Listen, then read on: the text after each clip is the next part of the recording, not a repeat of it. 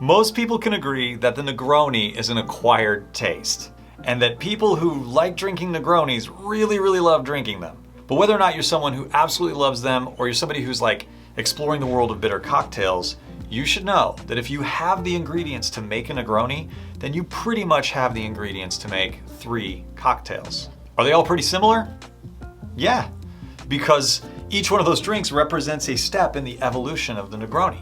And that process began in the 1860s in Italy with a cocktail called the Milano Torino. And that's made with 2 ingredients, sweet vermouth and Campari. And the sweet vermouth was traditionally from the Torino region in Italy. The Campari is from Milan, hence the name. Milano Torino. Not rocket science. If you're not familiar with Campari, Campari is an Italian aperitivo, and aperitivos are traditionally consumed before dinner to help stimulate the appetite. This is a really easy drink to make, and so in order to make it, we'll simply start with a glass because we're going to build the cocktail right inside of it. Begin by adding 1 ounce of Campari, and then 1 ounce of sweet vermouth. If you want to make it bigger, you could do 1.5 ounces to 1.5 ounces. Add ice to the glass. And then we just stir the cocktail in the glass until we've chilled it down and we've reached the dilution that we're happy with.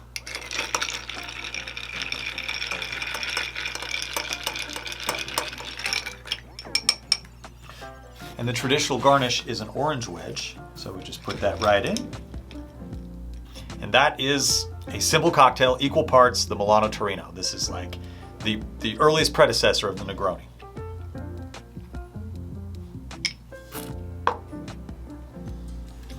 Oh, yeah. It's bitter. That's a bitter cocktail. Now this drink became very popular with Italians, but also with American tourists.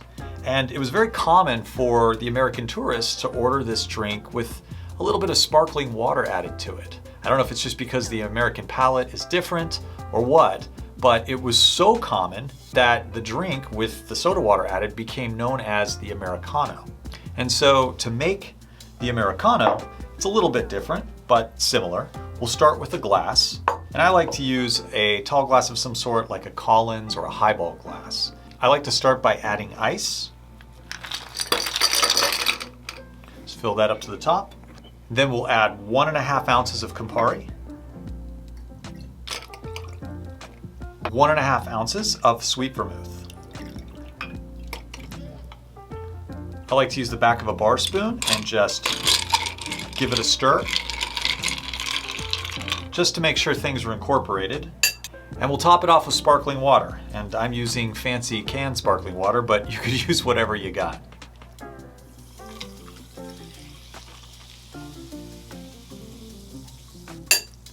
And then I'll take the back of the bar spoon and just give it a small stir to incorporate. But you don't want to stir it too much because you don't want to flatten out the sparkling water. And garnish with an orange slice. I like to use a blood orange just because I think they look awesome. Straws are optional, but why not? That is an Americano.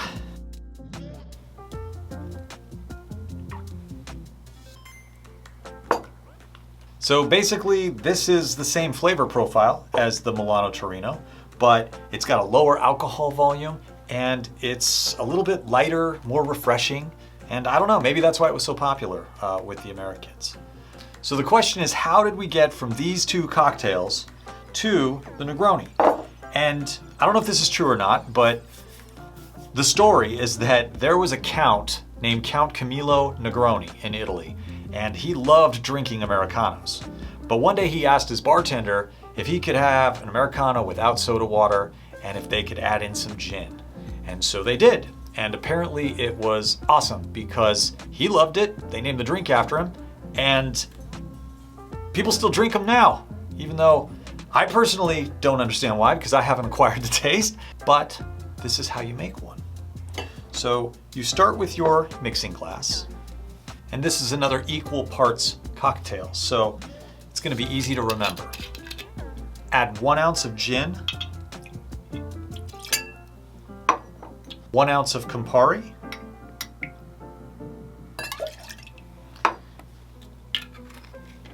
I still don't know why people drink these, but boy, they sure love them. And 1 ounce of sweet vermouth.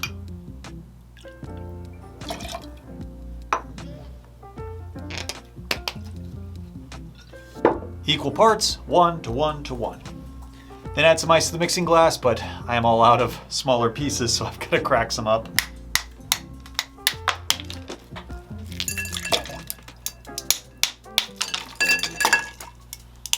And give it a stir for about 15 to 20 seconds. We don't want to over dilute because we are going to be pouring this over ice. And once we're happy with our dilution, we'll grab an old-fashioned glass. And I like to use a nice big clear ice cube.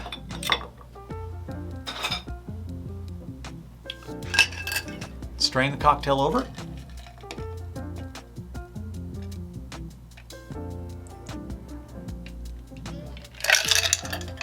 And the traditional garnish is an orange peel, so I just express a little oil over the top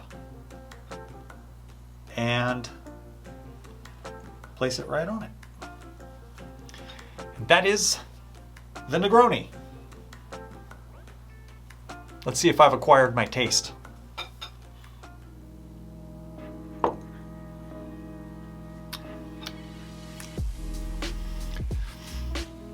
Yum! Negroni. God.